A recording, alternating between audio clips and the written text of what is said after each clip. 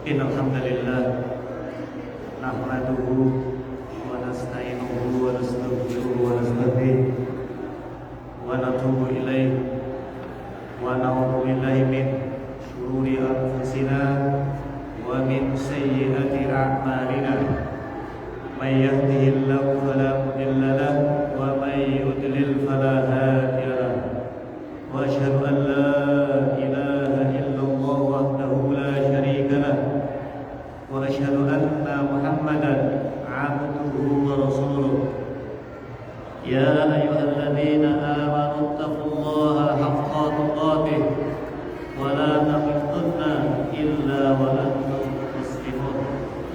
Ya ayyuhan nasu taqu rabbakum alladzi khalaqakum min nafsin wahidah wa khalaqa minha zawjaha wa batha minhuma rijalan katsiran wa nisaa wattaqullaha alladzi tasaaluna bihi wal arham innallaha kana 'alaikum raqiba. Ya ayyuhalladzina amanu taqullaha wa qulu qawlan sadida yuslih lakum a'malakum wa yaghfir lakum dhunubakum wa may yuti'illaha wa rasulahu faqad faza fawzan 'azima.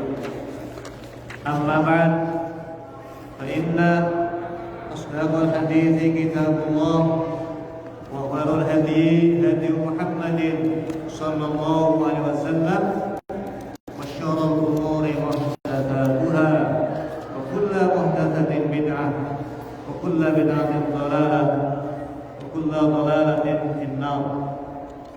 Saudara muslimin, para sahabat Islam yang berbahagia, marilah kita senantiasa bersyukur kepada Allah Ta'ala karena sampai saat ini kita masih diberi kesehatan dan keluar waktu sehingga kita bisa melaksanakan agenda kajian bulanan kita di Masjid Besar Taipei. Dan semoga Allah Ta'ala segera mengangkat wabah corona dengan tanpa jeda lagi, dan semoga Allah Ta'ala memberikan umur panjang kepada kita semua sehingga kita diberi kesempatan untuk menjumpai bulan Ramadan yang mulia. Amin ya mujibas sairin. Saudara muslimin, para sahabat hijrah, wafaqallahu wa iyyakum bima yuhibbu wa yarda. Insyaallah kita akan melanjutkan kajian rutin kita, yaitu kitab Kasyfus Syubhat, buah karya dari Al-Imam Al-Mujaddid Syekh Muhammad bin Abdul Wahhab rahimahullah ta'ala, kemudian disarah oleh Syekh Dr. Shalih bin Fauzan Al-Fauzan rahimahullah ta'ala. Beliau termasuk pemikir ulama besar yang sekarang masih hidup, termasuk anggota hayat kibar ulama di Kerajaan Arab Saudi. Semoga Allah Ta'ala senantiasa memberkahi kehidupan dan ilmunya. Amin ya rabbal alamin. Saudara hijrah, sahabat hijrah yang berbahagia, ya, langsung saja. Dulu sudah kita bahas di muqaddimah. Kemudian Syekh Muhammad bin Abdul Wahhab rahimahullah ta'ala berkata, wa huwa dinur rusuli alladhi arsalahullahu bihi ila ibadihi fa awwaluhum Nuhun alaihi salam. Tauhid, mengesahkan Allah dalam beribadah, merupakan agama para rasul.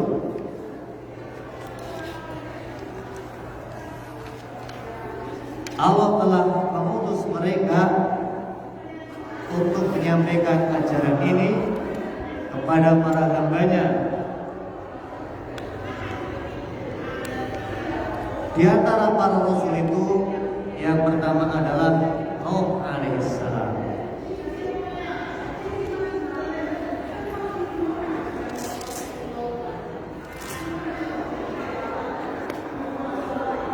Kemudian syarah dari Syekh Shalih Al-Fauzan.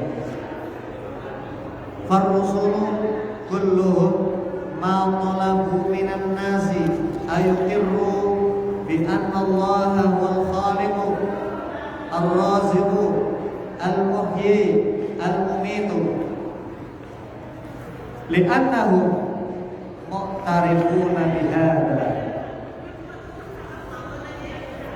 wa innama talabul umama bi ifradillahi ta'ala bil ibadati.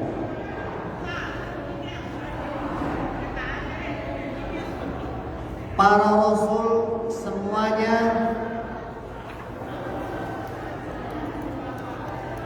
tidak mengharapkan, tidak mengajak manusia untuk berikrar, untuk menetapkan, untuk mengakui bahwa Allah Ta'ala adalah Sang Maha Pencipta, pemberi rezeki, yang mematikan dan yang menghidupkan.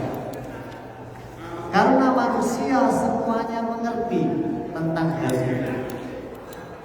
Semua manusia mengerti tentang hal ini, bahwa Allah lah yang Maha Pencipta, yang memberi rezeki, yang menghidupkan dan yang mematikan. Dakwah para rasul tidak mengharapkan manusia untuk mengakui hal itu, karena mereka sudah mengerti. Tapi dakwah para rasul innama talabul umama bi ifradillahi ta'ala.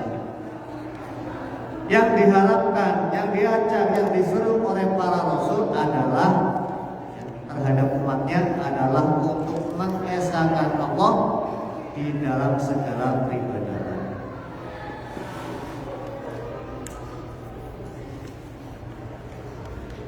Dalilnya yaitu firman Allah Ta'ala dalam surat An-Nahl ayat 36. Walaqad ba'atsna fi kulli ummatin rasulan an i'budullaha wajtanibut taghut. Dan sungguh kami telah mengutus seorang rasul pada tiap-tiap umat untuk menyerukan sembahlah Allah saja dan jauhilah taghut itu. Taghut adalah semua perkara yang dilakukan selain Allah, baik manusia, malaikat, berhala, yang lainnya. Maaf.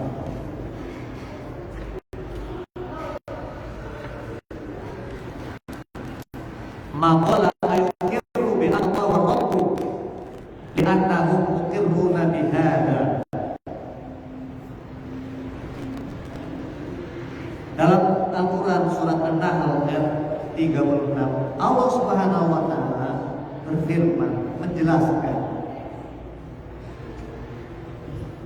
bahwa Allah tidak menyuruh kepada manusia untuk mengakui bahwa Allah adalah Ar-Rabbul Alamin, Sang penguasa dan pencipta jagat raya yang mengaturnya.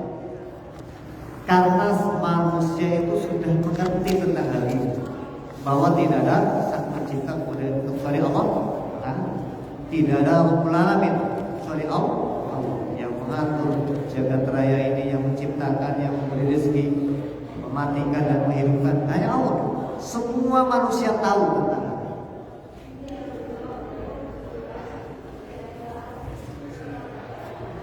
Bal qala ubudullaha wajtanibut taghut. Akan tetapi Allah berfirman menyeru kepada manusia bahwa manusia disuruh untuk beribadah kepada Allah saja, mengesahkan Allah di dalam peribadatannya dan menjauhi taghut. Ai utruku syirka bi anna Allah jalla wa ala bi anna Allah ay utruku syirka billahi azza wa jalla fil uluhiyyah. Suruhan Allah maksudnya adalah tinggalkan kesyirikan, tinggalkan perbuatan menyekutukan Allah yang Maha Perkasa dan Maha Agung di dalam peribadatan. Tidak boleh menduakan di dalam peribadatan kepada Allah.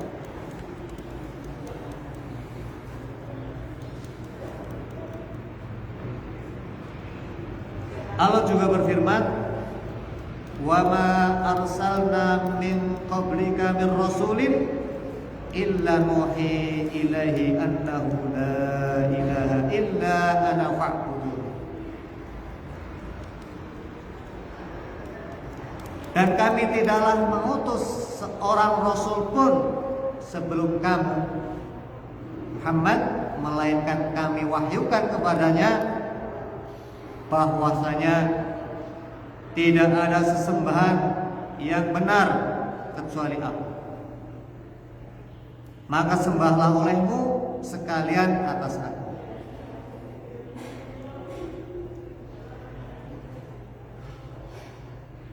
Al-Quran surat Al-Anbiya ayat 25.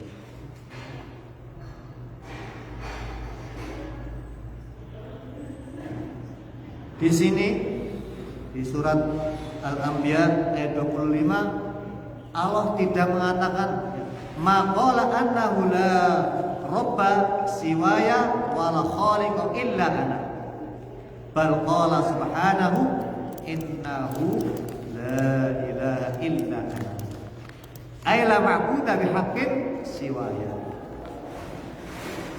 Di sini di surat Al-Anbiya ayat 25 Allah tidak mengatakan, Allah tidak berfirman tidak ada Rob selain Aku, tidak ada pencipta selain Aku. Akan tetapi Allah berfirman innahu la ilaha illa ana,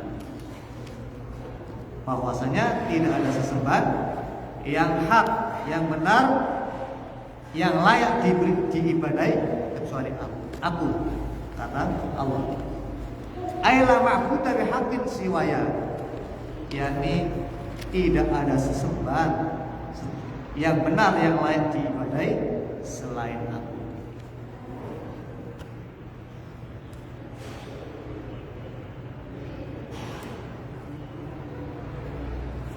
Hadzal ladzi ba'atha bihi Allah, hadzal ladzi ba'atha bihi Allahu ar-rasula. Ma ba'atha ar-rasula litaqriri tauhid ar-rububiyyati li'anna hadza mawjudun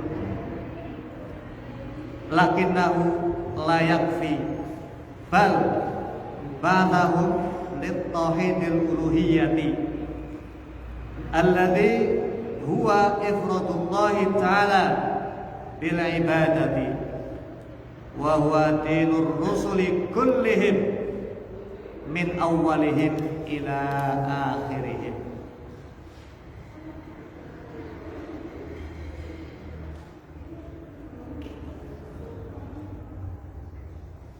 Tauhid rububiyah ini, tauhid uluhiyah ini, tauhid uluhiyah ini yaitu mengesahkan Allah di dalam peribadatan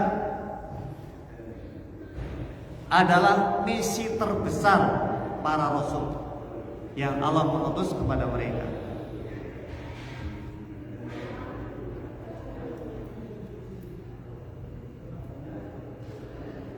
Allah tidak mengutus para rasul untuk menetapkan, menyeru kepada manusia agar mengakui tauhid rububiyah saja. Karena rububiyah ini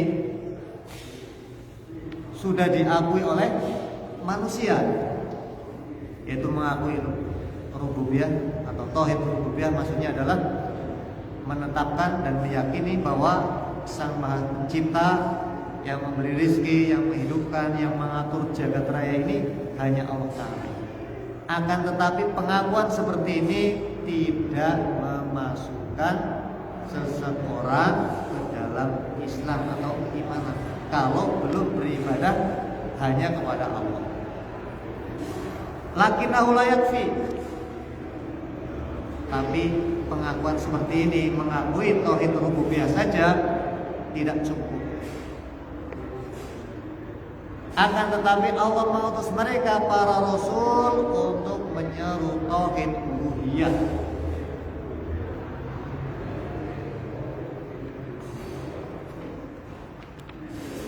Menyeru kepada manusia, para rasul yang diutus oleh Allah Ta'ala menyeru kepada manusia untuk mengesahkan Allah di dalam segala peribadatan.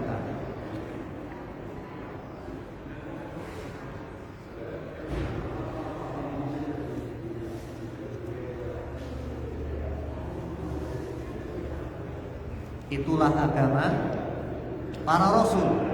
Dari rasul yang pertama yaitu Nabi Nuh alaihissalam sampai Nabi yang terakhir itu Muhammad sallallahu alaihi wasallam.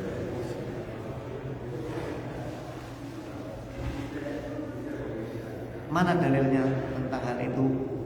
Seruan para rasul untuk tauhid uluhiyah ini yaitu firman Allah Ta'ala dalam surat An-Nisa ayat 163. Inna awhayna ilaika kama awhayna ila Nuhin wan nabiyyina min ba'dih.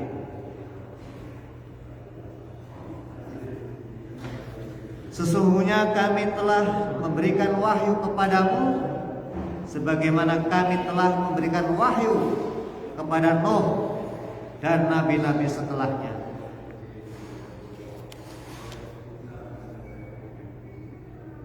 Al-Quran surat An-Nisa ayat 163. Fadallat al-ayatu al-karimatu ala anna awwal rusuli huwa Nuhun alaihi salatu wassalam. Fanuhun huwa awwalur rasulin ba'da hudud syirki fil ardi.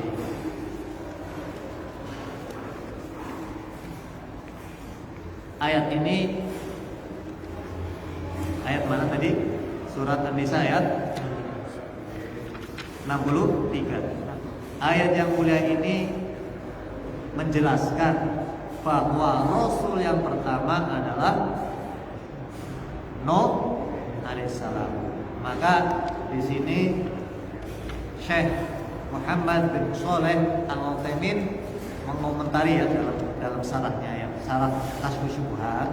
Beliau mengatakan banyak ayat dan hadis yang menjelaskan bahwa Rasul pertama adalah Nabi Nuh, bukan Idris sebagaimana yang dijelaskan sebagian sejarawan. Maka sejarawan keliru ketika menyebutkan Rasul yang pertama adalah Idris, maka keliru. Yang benar Rasul yang pertama adalah Nuh alaihi salam.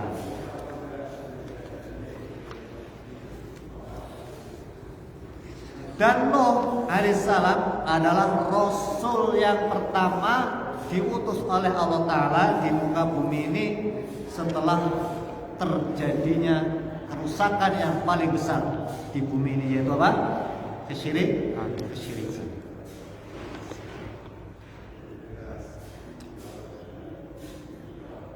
Jadi di sini kita nggak membahas tentang sejarah Nabi Nuh ya, dalam berdakwah kaumnya, cuman menjelaskan informasi yang sahih yang benar adalah Rasul yang pertama adalah Nuh. Dan Nuh itu diutus di mana saat terjadinya fitnah, terjadinya kerusakan yang sangat besar di muka bumi, yaitu kesyirikan. Jadi awal pertama ada kesyirikan di muka bumi adalah kaum Nabi. Wa tataba'at ba'dahu rusulu ala hadzal manhaji ar-rabbani wa akhiruhum Muhammad sallallahu alaihi wasallam wa huwa khatimuhum wa la nabiyya ba'dahu ila an taqumas sa'atu kama qala ta'ala ma kana Muhammadun aba ahadin min rijalikum walakin rasulullahi wa khataman nabiyyin.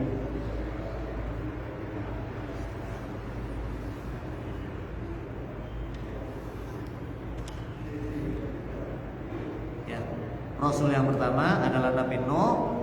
Beliau diutus setelah terjadinya kerusakan di muka bumi, yaitu terjadinya kesyirikan. Kemudian berkesinambungan manhaj ini, dakwah menyerukan kepada tauhid uluhiyah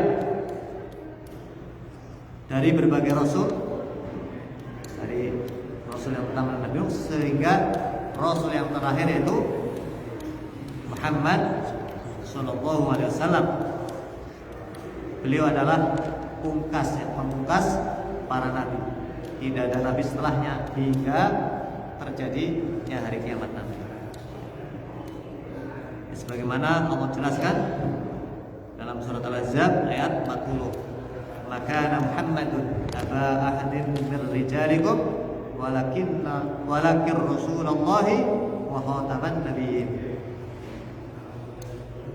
Muhammad itu sekali-kali bukanlah bapak dari seorang laki-laki di antara kamu, tetapi dia adalah utusan Allah.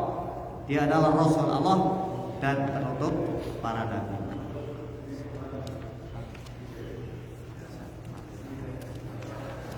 Beliau Rasulullah SAW juga bersabda, "Ana khatimun nabiyyin, la nabiyya ba'di." Aku adalah pemungkas para nabi dan tidak ada nabi setelah. Hadis riwayat Tirmidzi.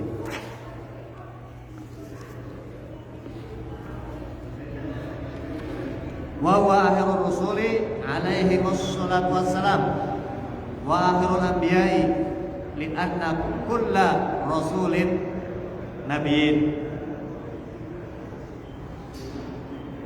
fala yub'atsu ba'dahu la rasulun wala nabiyyun faman i'taqada annahu yub'atsu ba'dahu rasulun aw nabiyyun fa huwa kafir.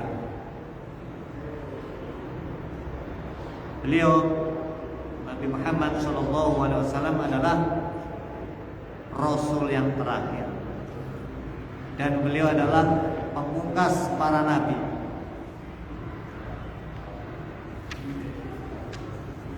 Maka setiap Rasul itu nabi. Maka tidak ada nabi setelah Nabi Muhammad SAW.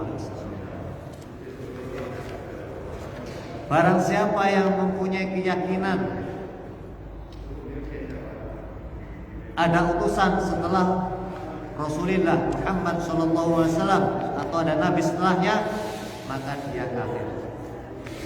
Kalau ada orang mempunyai keyakinan ada nabi atau rasul setelah Muhammad SAW, maka dia adalah kafir.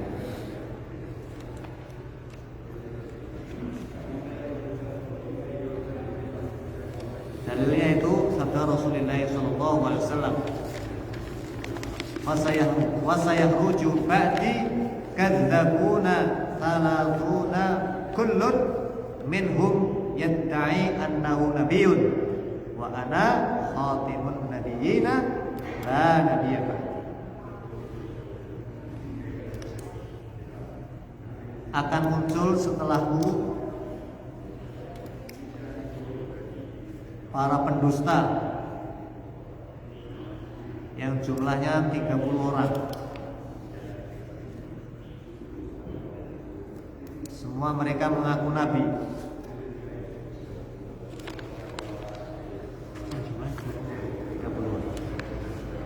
Akan muncul setelahku para pendusta yang jumlahnya 30 orang. Semuanya mengaku nabi.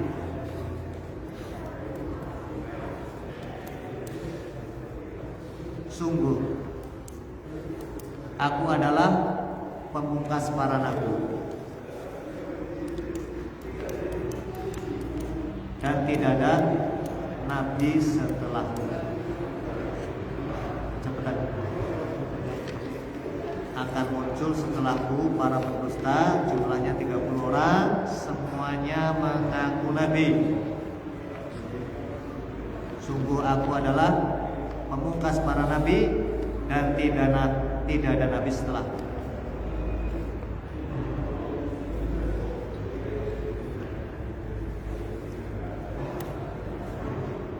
Faman lam ya'taqid khatamar risalati bi Muhammadin sallallahu alaihi wasallam wa ajaza ayyub'atha ba'dahu nabiyyun fa huwa kafirun billahi azza wa jalla mukadzibun lillahi wa li rasulihi wa li ijma'il muslimin.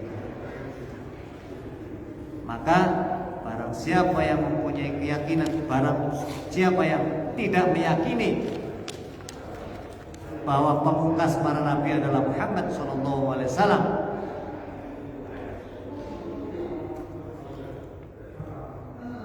dan mengesahkan atau mengakui adanya nabi setelah Nabi Muhammad, maka dia adalah kafir. Dia telah kufur kepada Allah dan Rasulnya serta kesepakatan kaum muslimin.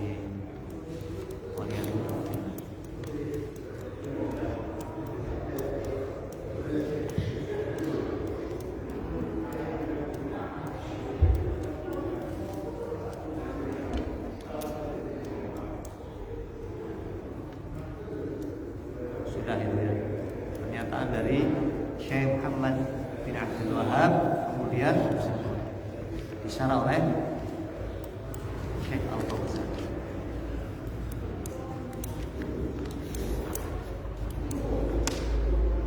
Kemudian Syekh Muhammad bin Abdul Wahab berkata, arsalahullahu ila qaumihi lama ghalu fis salihina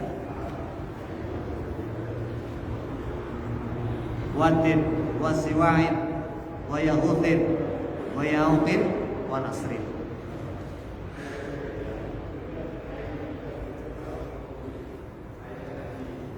Allah Subhanahu wa taala mengutus beliau Nabi Nuh kepada kaumnya ketika mereka melakukan tindakan berlebihan, hulu, dalam menempatkan orang-orang soleh, yaitu Wad, Suwa, Yahud, Ya'ud, dan Nasr. Kalau ingin ngerti kisah tentang Nuh dengan kaumnya, Nabi Nuh bagaimana dakwahnya, coba baca surat An-Nuh. Inna arsalna Nuhan ila qaumihi ila akhir. Di sini nggak ada waktu untuk membahas tentang sejarah itu, perjalanan dakwah Nabi Nuh terhadap. Jadi Allah Subhanahu wa taala mengutus rasul pertamanya Nuh alaihissalam kepada kaumnya ketika mereka melakukan perbuatan yang sangat merusak, yaitu kesyirikan, melakukan tindakan berlebihan hulu terhadap orang-orang saleh. Kemudian disarah oleh Syekh Al-Fauzan, al-hulu huwa mujawizatul haddi. Hulu artinya adalah melakukan tindakan berlebihan atau melampaui batas. Itu namanya hulu, melampaui batas.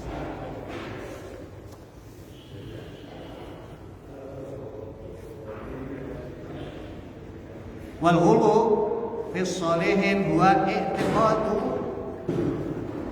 i'tiqadun annahum yanfa'una aw yadurruna min dunillah.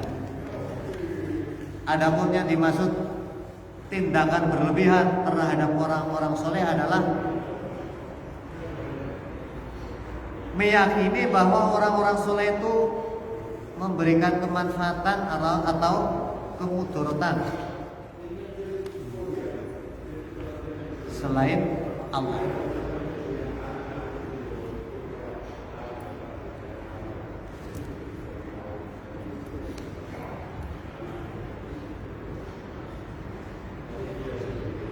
Qauluhu wa waddin ila akhir.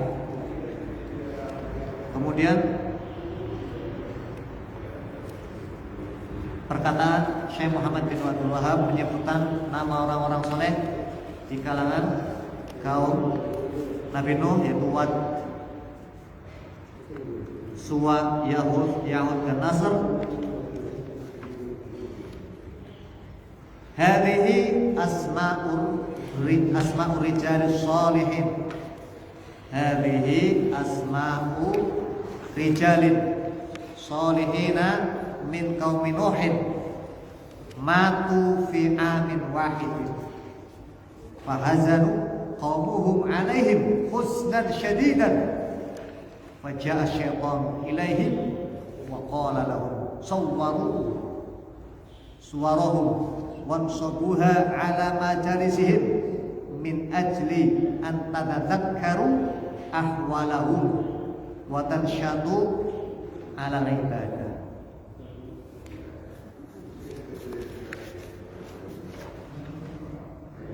Nama-nama ini yaitu tadi nama-nama sama Wad, Suwa, Yahus, Ya'ud dan Nasr adalah nama-nama orang-orang soleh dari kaum Nabi Nuh.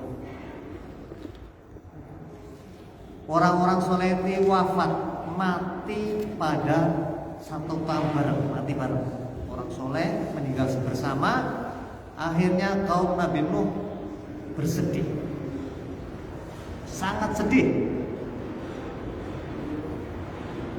kehilangan tokoh besarnya, yaitu para orang-orang soleh. Saking sedihnya, merasa kehilangannya, kemudian setan datang kepada mereka. Dalam kondisi merasa dalam keterpurukan, setan datang ngomong kepada mereka, bikinlah patung, bikinlah gambar-gambar mereka, orang-orang soleh itu, kemudian pasanglah di majelis-majelis mereka, majelis-majelisnya yang dulunya majelisnya orang soleh, Wada, Suwa, Yahud dan Nasr, agar kalian bisa mengingatnya kembali tentang kondisi mereka waktu dulu masih hidup, perilakunya, sehingga menjadikan penyemangat dalam beribadah kalian. Ini setan itu. Jadi kisahnya ya begitu. Orang-orang soleh di zaman kaumnya Nabi dulu, para tokoh besarnya meninggal bersama.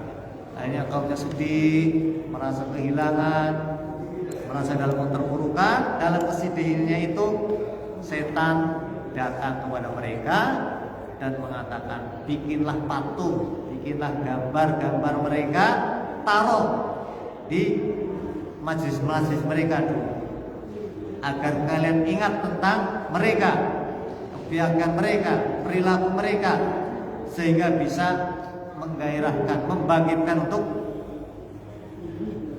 melakukan beribadah. Ja'ahum an tariqin nasiha wa huwa yuridu lahum al-halaka fa khada'ahum bi hadhihi al-hilati wa tabaru hadhihi wasilatun sahihatun li'annaha tunashitu 'ala al-ibadati. Setan datang kepada mereka dengan cara memberikan nasihat. Padahal setan ini mempunyai niat buruk, yaitu akan membuat kerusakan kepada mereka. Tahu Nabi? Maka setan menipu dengan merekayasa cara itu. Akhirnya kaum Nabi Nuh menganggap bahwa ini adalah sebagai perantara, wasilah yang benar, wasilah yang sahih, li'annaha tunashitu al-ibadah. Karena cara itu, wasilah itu bisa membangkitkan, menyemangatkan orang melakukan peribadatan. Bagaimana tadi wasilahnya? Membuat patung orang soleh ditaruh di majelisnya, kemudian mengingat tentang masa-masa dan perilakunya, teladan mereka orang-orang soleh, akhirnya bisa membangkitkan untuk beribadah. Inilah jebakan setan.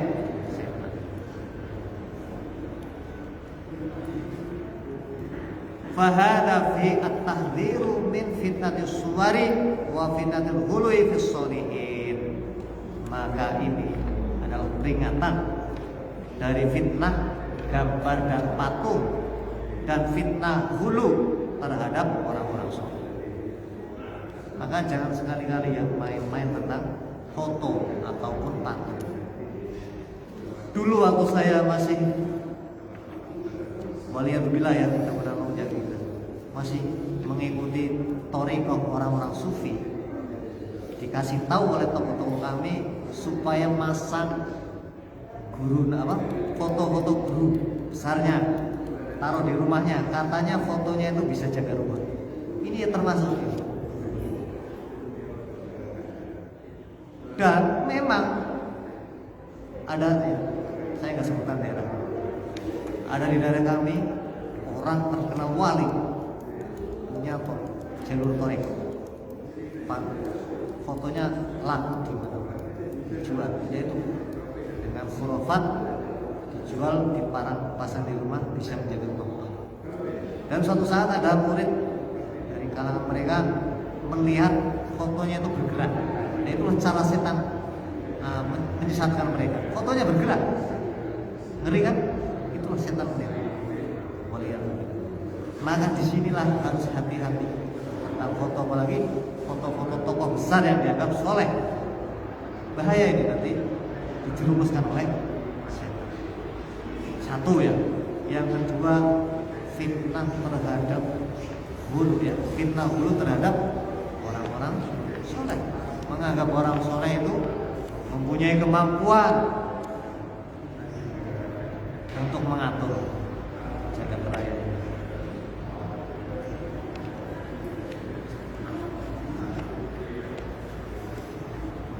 Sesek kalau ingat masa lalu. Alhamdulillah Allah berikan hidayah, semoga Allah Ta'ala senantiasa menegakkan akidah yang sahih ini kepada kita semua hingga akhir wafatnya. Amin ya.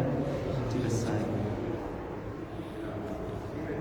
Wa haula'i nadharu li maslahatin juz'iyatin wa lam yantabihu lima yatarattabu 'alaiha minal fasadi. Kemudian mereka orang-orang dari kaum Nabi Nuh yang dijerumuskan oleh setan memandang kemaslahatan yang sedikit, yaitu apa? Bikin patung orang soleh, tokoh-tokoh mereka dipasang di majelisnya untuk bisa membangkitkan beribadah. Akan tetapi mereka tidak menghiraukan apa yang terjadi setelahnya, yaitu kerusakan yang sangat besar, terjadinya kesyirikan. Inilah kisah pertama terjadinya kesyirikan di muka bumi, yaitu ketika terjadinya di kaum Nabi Nuh.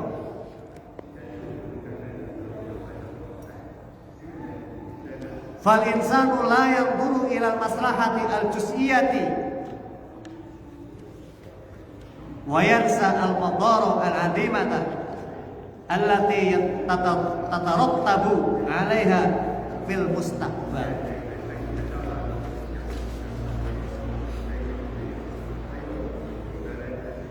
Maka sebaiknya manusia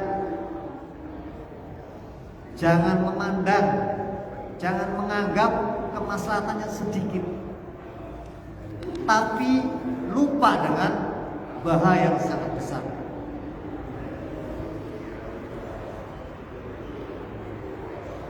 Yang akan menyebabkan kerusakan di masa yang akan datang. Maka itulah sebaiknya manusia. Harusnya manusia jangan mengambil perkara yang sedikit manfaat tapi menghancurkan di masa depan. Seperti contoh seperti ini.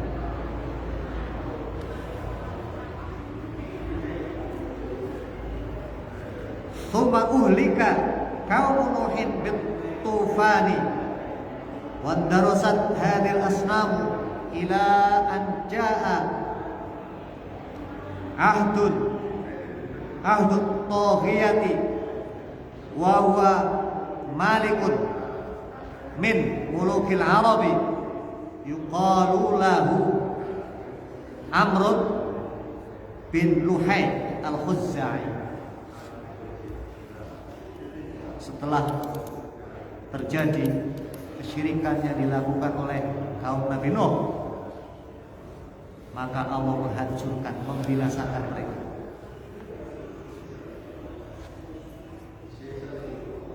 Dan terpendamlah seluruh patung-patung tadi, patung-patung orang soleh. Patungnya siapa saja namanya? Wad,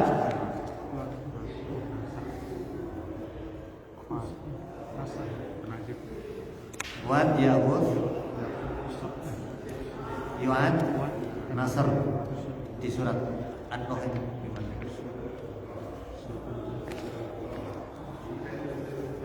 Ya, kemudian terjadilah ya, dibinasakan kaum Nabi Nuh dengan tufan, bukan topan ya. Kalau Indonesia biasanya mengartikan tufan itu topan, bukan. Tufan ini bahasa Arab, arti bahasa Indonesia ini adalah banjir bandang. Maka ya kemudian kaum Nabi Nuh dibinasakan dengan banjir bandang. Akhirnya terpendamlah patung-patung itu, patung tokoh-tokoh mereka. Wad, Suwa, Yahud, dan Nasr.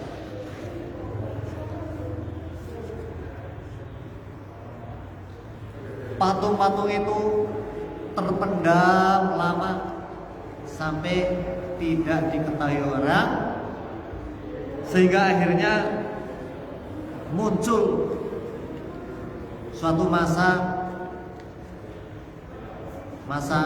Tauhiyah, yaitu satu tokoh yang diagungkan. Ada seorang raja dari raja-raja Arab yang disebut namanya adalah Amr bin Luhay al-Khuzai. Wa kana lahu sultanun 'ala al-Hijaz wa kana fi awwali amrihi rajulan nasikan 'ala dini qaumihi. Amr bin Luhay al-Khuzai, dia adalah seorang raja yang kekuasaannya adalah di antara Hijaz.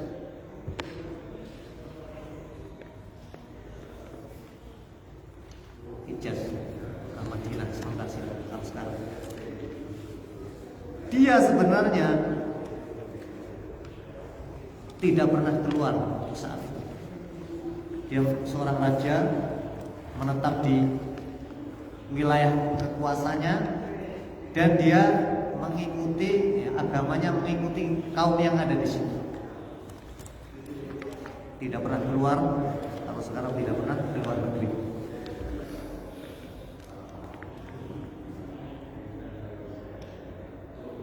Jadi belum pengalaman keluar, dia nggak pernah keluar.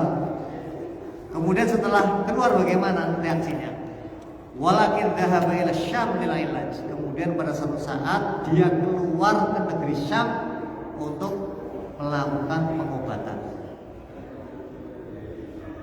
Fawajada anna ahla Syami ya'buduna al-asnama fadakhala fi fikrihi hada syai'. Dia sakit, pergi ke negeri Syam untuk pengobatan, dan dia di negeri Syam itu melihat, menemui kaum negeri Syam menyembah berhala.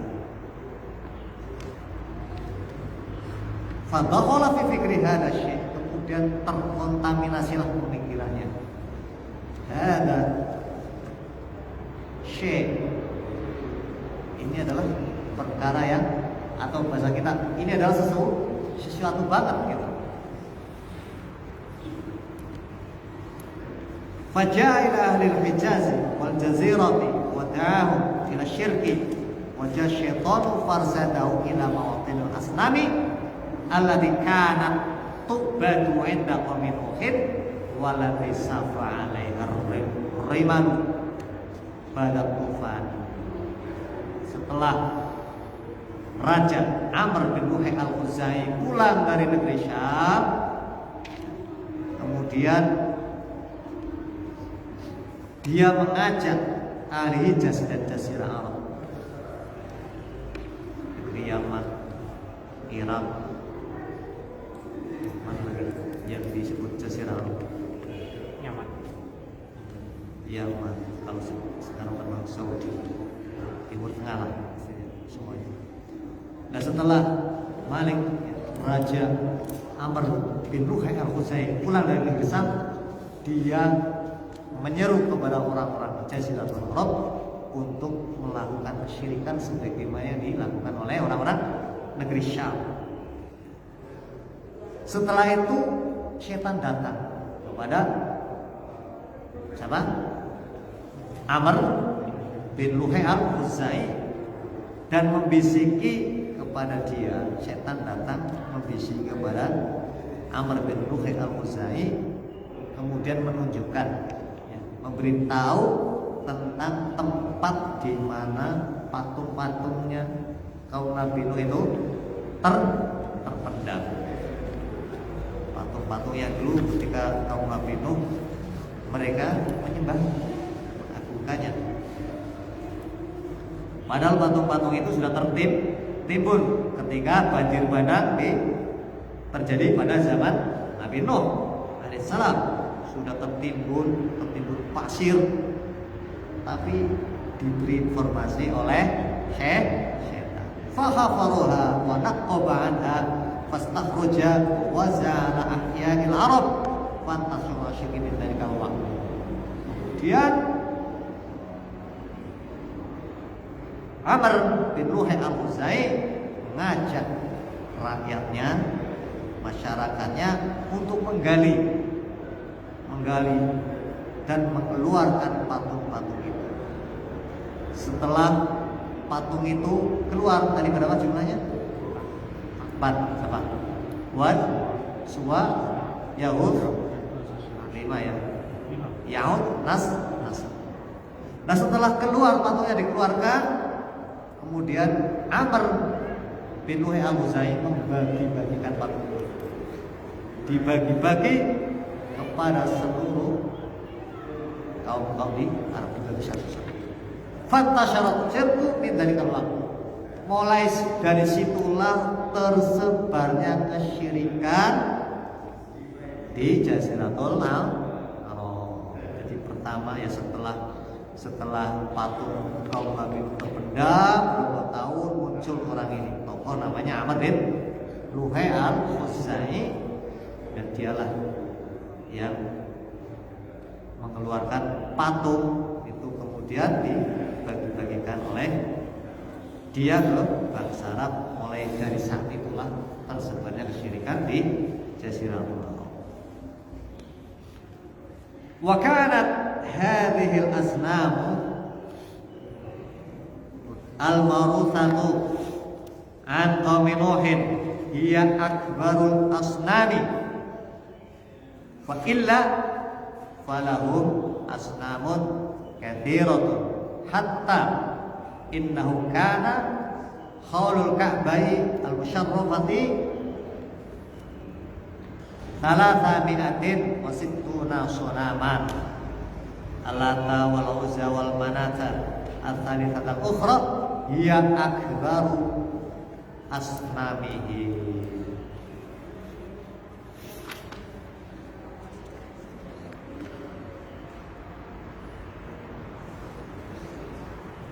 patung-patung ini, patung-patung yang 5 itu, patungnya Wad, Yusa, Yaud, Nasr, itu adalah patung tinggalan kaum Nabi Nuh.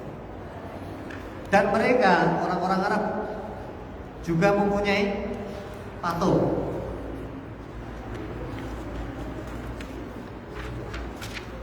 Yang banyak, yang patung yang banyak, sampai di sekitar Ka'bah itu terkumpul ada berapa? 360 patung.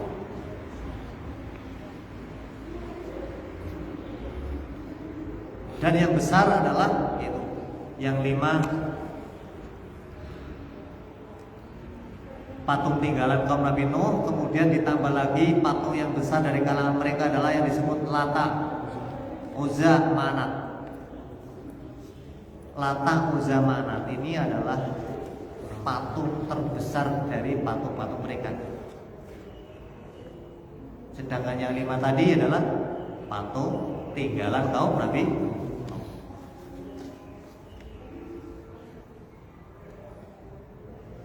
Dari penjelasan ini bisa diambil kesimpulan bahwa tersebarnya kesyirikan di muka bumi setelah kaum Nabi Nuh apa? Siapa yang menyebarkan?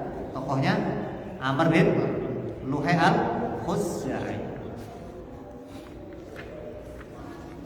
Kemudian Syekh Muhammad bin Abdul Wahab melanjutkan pembahasannya. Wa akhirur rusuli Muhammadun sallallahu alaihi wasallam wa huwa alladhi kassara suwara haula'i sholihin.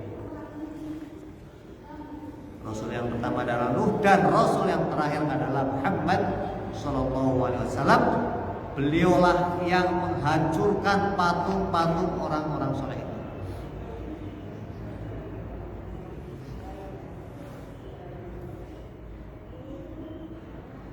Kemudian penjelasan dari Syekh Shalih Al-Fauzan.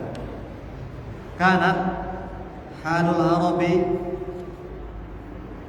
ad-diniyati qabla ba'tsin Nabi Muhammadin sallallahu alaihi wasallam hiya al-wathaniyatu. Thumma ba'atha Allahu nabiyahu Muhammadan sallallahu alaihi wasallam bimillati Ibrahim al-Hanafiyati as-samahati wa dahum ila tauhidi bil Makkata wa baqa thalatha asyrata sanata yad'uhum ila tauhid wa yuqiru alaihim ibadatal asnam.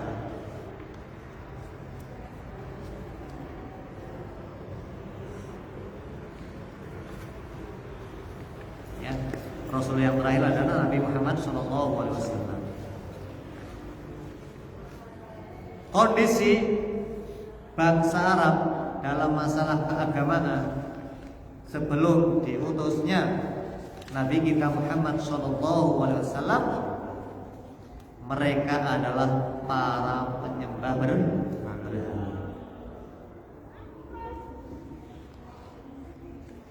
Kemudian Allah mengutus Nabi Muhammad SAW dengan membawa misi agama yang sebagaimana agama Nabi Ibrahim, yaitu agama yang lurus, agama yang benar.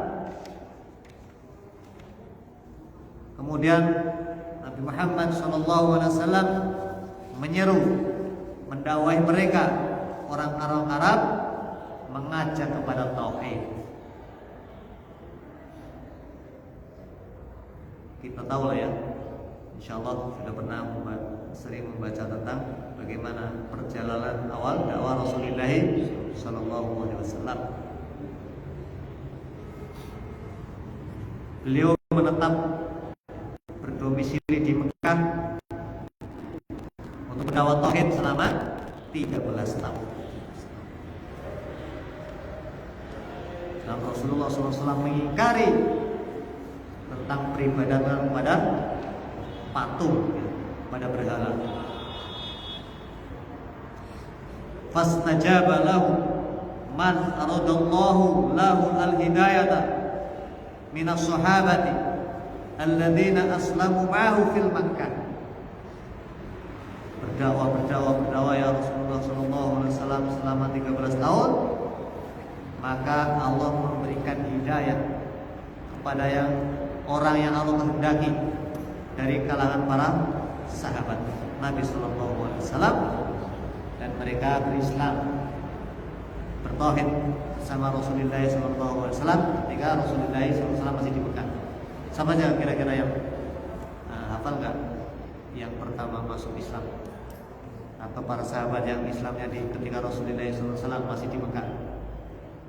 Coba cari coba di biografi para sahabat Nabi, siapa aja yang masuk Islam ketika Rasulullah sallallahu alaihi wasallam di Makkah. Tsumma innallaha adzana lahum bil hijrati ila al Habasyah thumma ila al Madinati wa hajara an-nabiy sallallahu alaihi wasallam ila al Madinah. Ketika perjalanan dakwah Rasulullah sallallahu alaihi wasallam di Mekah, kemudian mulai mulai mendapatkan hasil dari dakwahnya itu, maka terjadilah cobaan yang menimpa Rasulullah SAW dan para sahabatnya. Akhirnya banyak sekali tantangan, penyiksaan, diskriminasi dan lain sebagainya kepada Nabi dan para sahabatnya, sehingga Rasulullah SAW berikan izin kepada sebagian sahabatnya untuk hijrah ke Habasyah, ke Ethiopia. Dan akhirnya cepatnya ceritanya atau sejarahnya, kisahnya baca sendiri. Akhirnya Rasulullah SAW diberi wahyu untuk hijrah ke Madinah. Fajtama haulahul muhajirun wal ansar wa kawana juyushal tauhid wa saru yahzunal musyrikin. Setelah Rasulullah SAW dan para sahabatnya hijrah ke Madinah, disitulah Rasulullah SAW dan para sahabatnya membentuk pasukan yang bertauhid. Artinya berdirinya negeri Islam, berdirinya negeri Islam. Akhirnya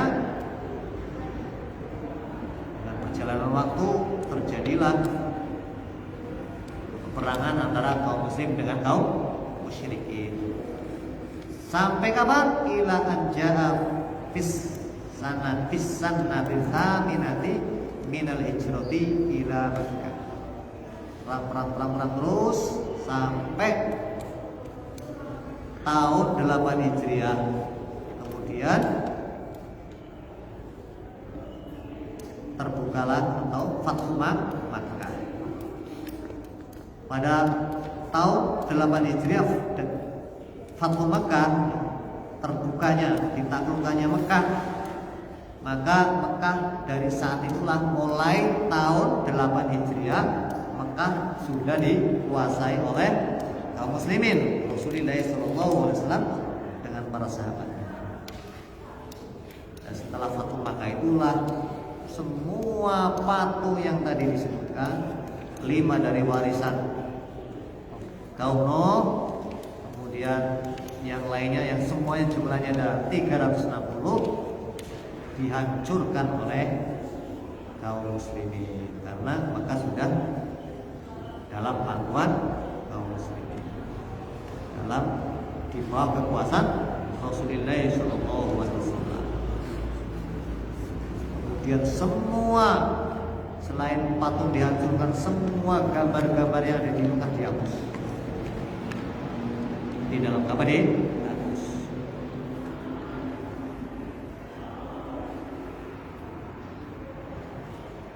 Dan Rasulullah SAW mengutus sebagian sahabat untuk masuk ke dalam Ka'bah yang di dalamnya ada patung Lata, Uzza dan Manat.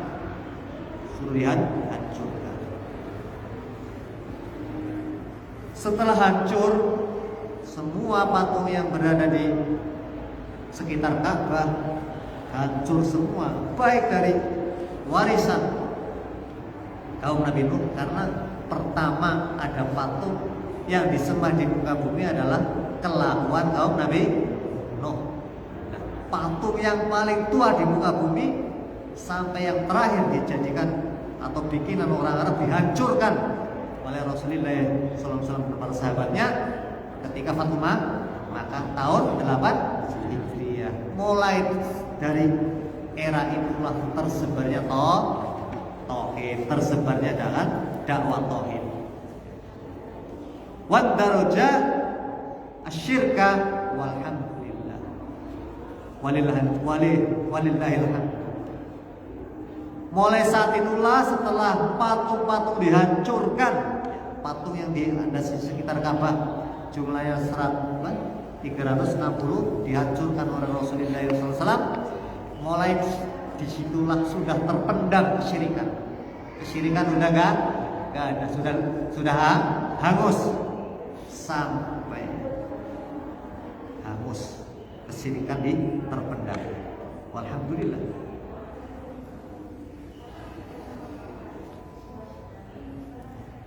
Wahada makna qauli Syekh rahimahullah kassara suwaru haula'i shalihin wa dzalika yaumul fathi Makkah wa tahara Allah bihi hurmahu asyarifa min hadil asma. Inilah yang dimaksud penjelasan dari Syekh Muhammad bin Abdul Wahab kassara suwaru haula'i shalihin, yaitulah Rasulullah sallallahu alaihi wasallam yang menghancurkan patung-patung orang soleh warisan kaum Nabi Nuh dan bangsa Arab. Semuanya dihancurkan. Kesyirikan sudah terpendam. Kapan waktunya? Yaitu ketika Fatu Makkah. Dan saat itulah Allah mensucikan kemuliaan Mekah dari patung-patung itu. Sudah habis cerita patung itu. Patung-patung yang pertama menjadi fitnah syirikan di muka bumi ini, warisan Nabi Nuh, warisan kaum Nabi Nuh sudah hancur ketika Fatu Makkah.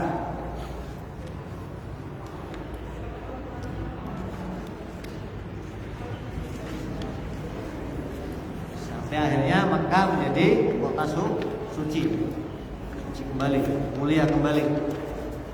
Ka'bah menjadi bersih dari perbuatan kesyirikan, dari patung-patung.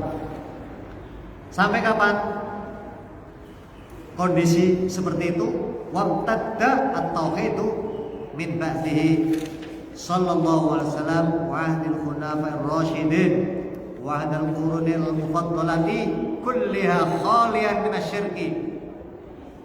Falamma tahat al-qurunu al-mufaddalatu intasyara at-tasawwuf wa tashayyu'u wa inda dzalika hadatsa asyirku fi ummati bi ibadatil quburi wal adrihati wa taqdisil awliya ila sholihin ila waqtina.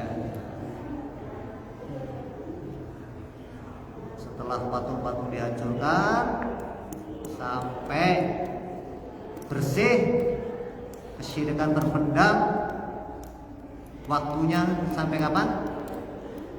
Dari Rasulullah SAW diutus Fatu Makkah, kemudian pada zaman Khulafaur Rasyidin, kemudian dalam era-era para sahabat, para tabi'in, masih kondisi kesyirikan terpendam.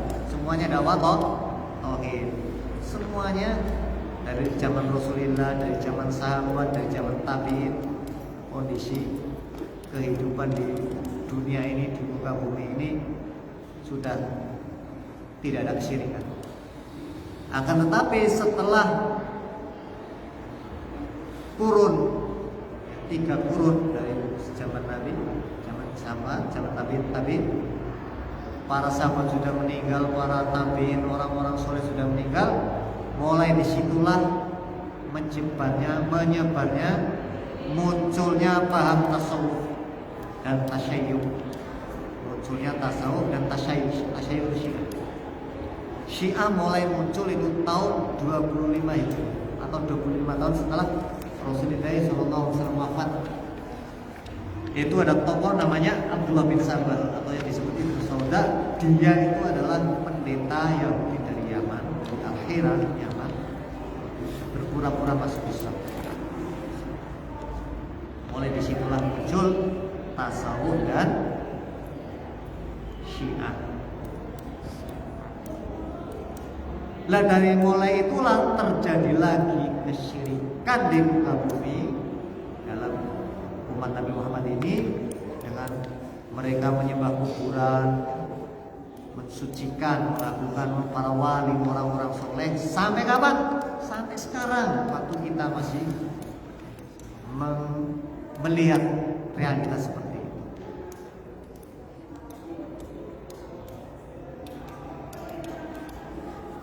Jadi kawan, mulai tadi ya, ketika Rasulullah SAW Fathu Makkah, semua kesyirikan terpendam. Kemudian mulai muncul lagi kesyirikan kapan? Setelah 3 kurun utama umat ini habis, sahabat tabi'in. Muncul kesyirikan, yaitu muncul adanya apa? Tasawuf dan tasyayyu, Syiah. Wa hadha syirku mawjudun fil ummati walakin qayyidullahu jalla wa ala man yuqimul hujjata 'alal 'ibad minad du'ati al-mukhlisina wa yahdillahu 'ala aydihim man aradallahu hidayatahu.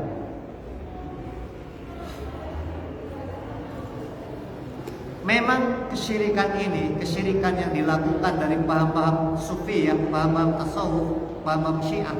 Orang sufi sama Syiah hampir mirip. Karena apa? Sama, mengagungkan tokoh-tokoh mereka, orang-orang sufi.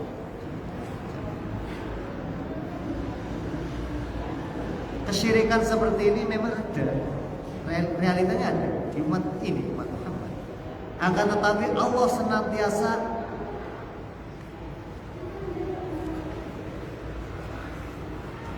menghalau paham-paham seperti ini dengan adanya dakwah dan ditegakkannya hujjah kepada manusia dari para du'a, dari para dai yang ikhlas. Dan Allah memberikan hidayah dengan cerihmaya para dai kepada orang-orang yang Allah kehendaki. Memang kesyirikan aja ya. Orang tasawuf mengagungkan tokohnya, orang Syiah mengagungkan imamnya, apalagi yang namanya Syiah Ithna Asyariyah yang sekarang pusatnya di Irak. Mereka meyakini imam-imam mereka yang 12 itu lebih mulia derajatnya dari para nabi. Insya Allah nanti setelah kitab ini selesai, nanti dilanjutkan, ada buku berjudul Min Aqidah Syiah, di antara akidah Syiah. Di sana dijelaskan nanti bagaimana buruk dan jahatnya Syiah. Insya Allah, mudah-mudahan Allah mudahkan.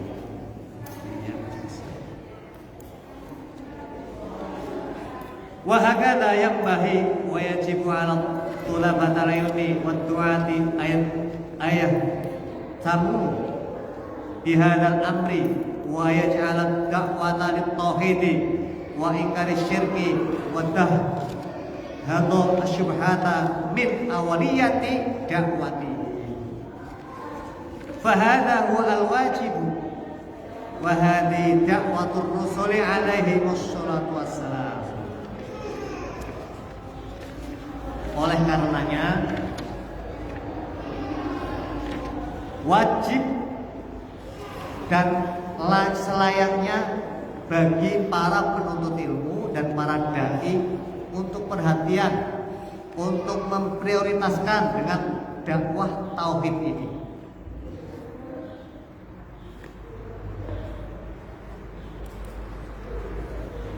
memprioritaskan dakwah tauhid ini dan mengingkari kesyirikan,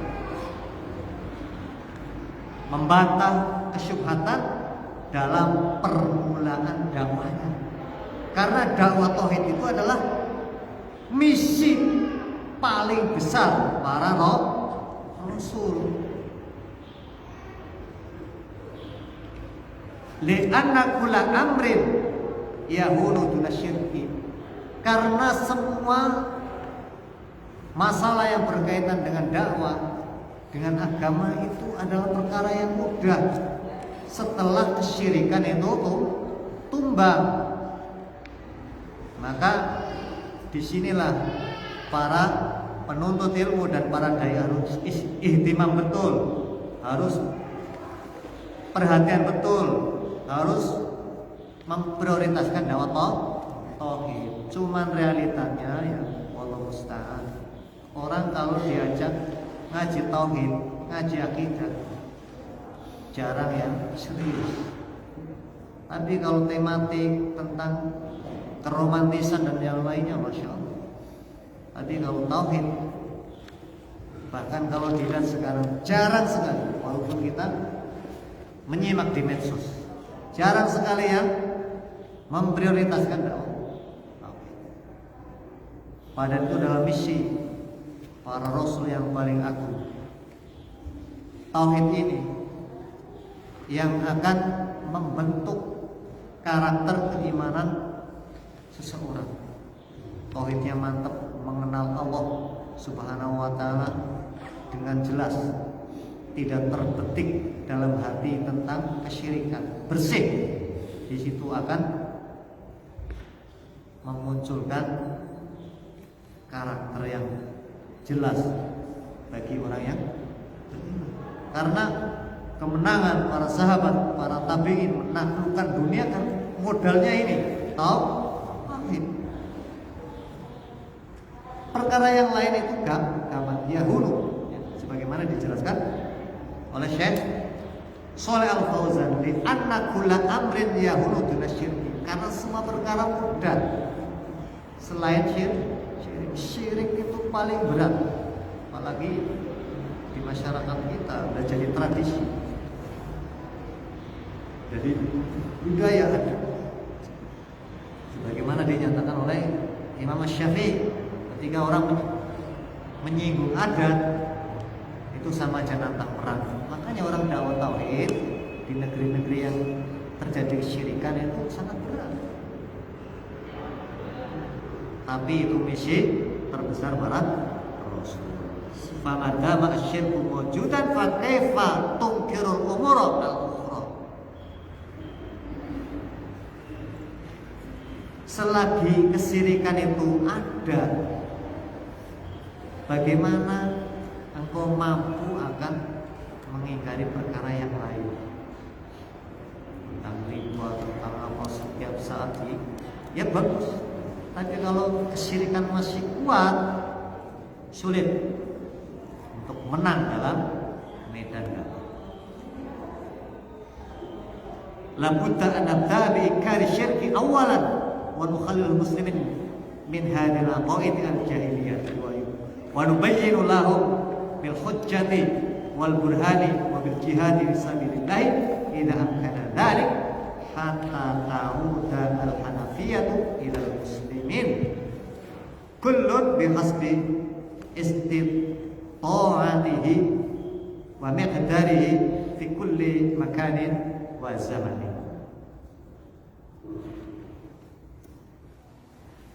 Oleh karenanya wajib kita dalam berdakwah yang pertama adalah mengingkari kesyirikan, membersihkan kaum muslimin dari akidah-akidah jahiliyah dan menjelaskan kepada mereka dengan hujjah yang kuat, dengan jihad di jalan Allah,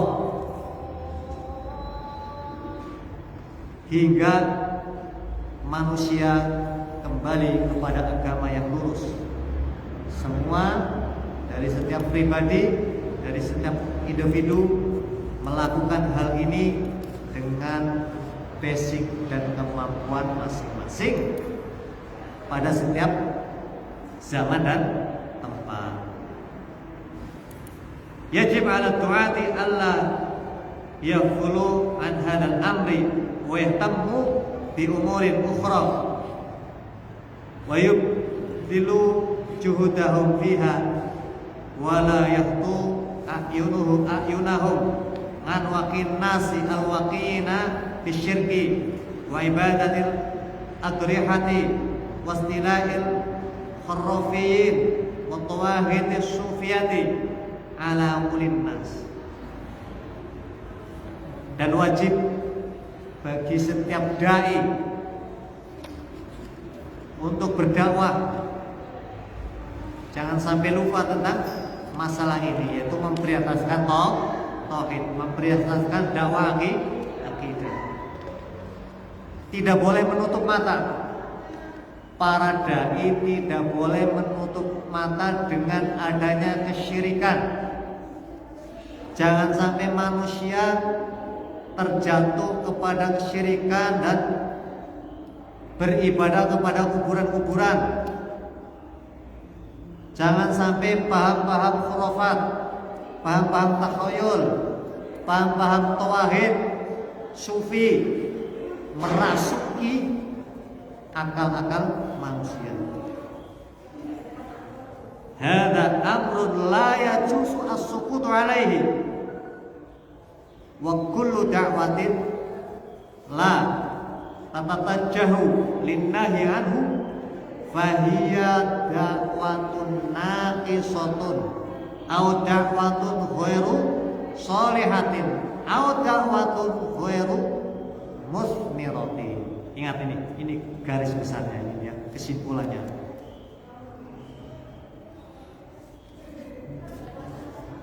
Dakwah tauhid harus diprioritaskan. Maka setiap dai tidak boleh menutup mata dan tidak boleh berdiam dengan adanya kesyirikan. Semua dakwah yang tidak menjegal, yang tidak menyetop kesyirikan, yang tidak menjelaskan kepada tauhid adalah dakwah yang cacat, dakwah yang tidak sempurna, dakwah yang lemah, atau dakwah yang tidak baik, bahkan dakwah yang tidak pernah berhasil. Kalau dakwah tidak pernah menyerukan tauhid dan tidak pernah mengingkari kesyirikan adalah dakwah yang tidak akan pernah menghasilkan dari dakwahnya itu, tidak pernah berhasil. Ini penjelasan dari Syekh Shalih Al-Fauzan. Maka dari sinilah kita bisa mengambil faedah, yaitu untuk memprioritaskan dakwah tauhid dan untuk menyetop kesyirikan.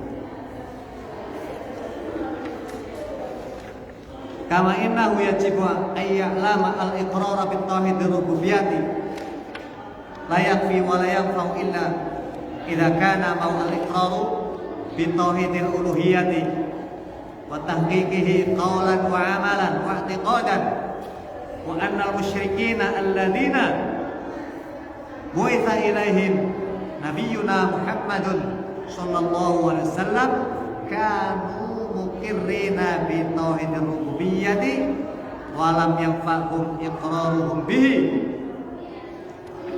lama kanu jahidina li tauhidir uluhiyyati.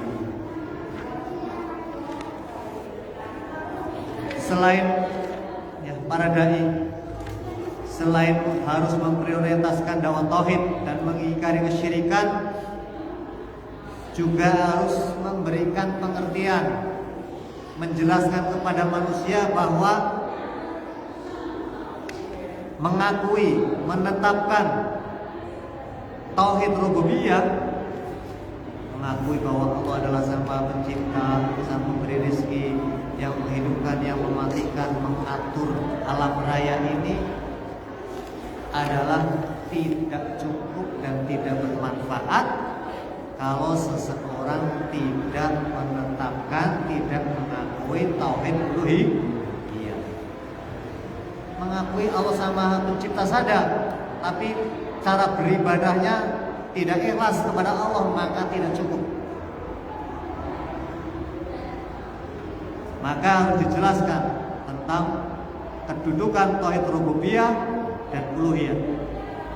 Tauhid rububiyah, orang mengakui tentang kekuasaan Allah, berkuasa hanya Allah di jagat raya ini. Tapi kalau ibadah dia masih syirik, menyekutukan Allah dengan sesuatu, maka tidak ada beda. Harus menjelaskan, manusia selain mengakui rububiyah harus mengakui uluhiyah Allah dengan secara real, baik ucapan, amalan, dan keyakinannya. Wa anal musyrikina alladzina bu'itsa ilaihim nabiyuna Muhammad sallallahu alaihi wasallam kanu yuqirruna bi tauhid rububiyyati wa lam yanfa'hum iqraruhum bihi lama kanu jahilina li tauhid. Karena orang-orang musyrik dulu zaman Rasulullah sallallahu alaihi wasallam diutus, mereka juga sama mengakui tentang tauhid rububiyah. Iya, yaitu mengakui dan meyakini bahwa Allah Sang Maha Pencipta. Tapi pengakuannya itu, keimanan mereka tentang rububiyah Allah tidak bermanfaat karena mereka mengingkari tentang tauhid uluhiyah. Iya, makanya terjadi peperangan antara Rasulullah SAW dan orang-orang musyrik. Disebut orang musyrik karena mereka mengakui Allah Sang Maha Pencipta, tapi dalam beribadah mereka menyembah patung. Ikhwani wa akhwati, para sahabat yang berbahagia, sampai di sini dulu kajian kita. Semoga Allah Taala memberikan taufiknya kepada kita semua sehingga kita dimudahkan untuk memahami tauhid dan menjauhi syirik, sehingga akan muncullah kemenangan bagi kaum muslimin. Wallahu a'lam. Wassallallahu ala nabiyina Muhammad. Dan doa kafarat majlis subhanallahi astaghfirullah wa atubu ilaik. Wassalamualaikum warahmatullahi wabarakatuh. Waalaikumsalam warahmatullahi wabarakatuh.